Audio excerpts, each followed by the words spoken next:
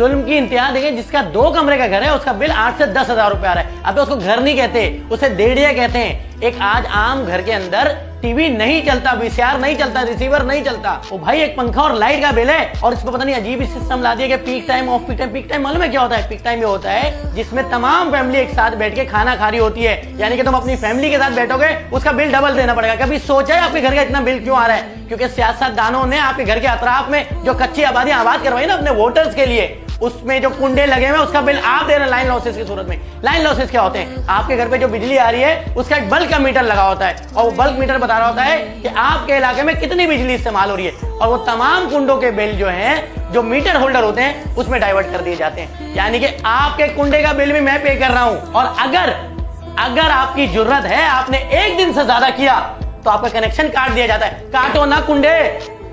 सियासतदानों ने जो अपने वोटर आबाद किए हुए इस शहर को बर्बाद करने के लिए जो आए हुए हैं, जो यहाँ पे कुंडे भी लगा रहे हैं, जो यहाँ पे कराची वाले को लूट भी रहे हैं, नई हिम्मत है कि इलेक्ट्रिक की, और उसका बिल हम आम मजलूम आवाम दे रही है। और बेचारा अगर कोई जाता है अपनी ऑफिस से छुट्टी लेके तो क्या कहा जाता है? ये बिल तो आपको भरना पड़ेगा, किस्तें कर देंगे। अबे क्या एसी फ्रिज टीवी खरीदना है जो किस्तें कर देंगे?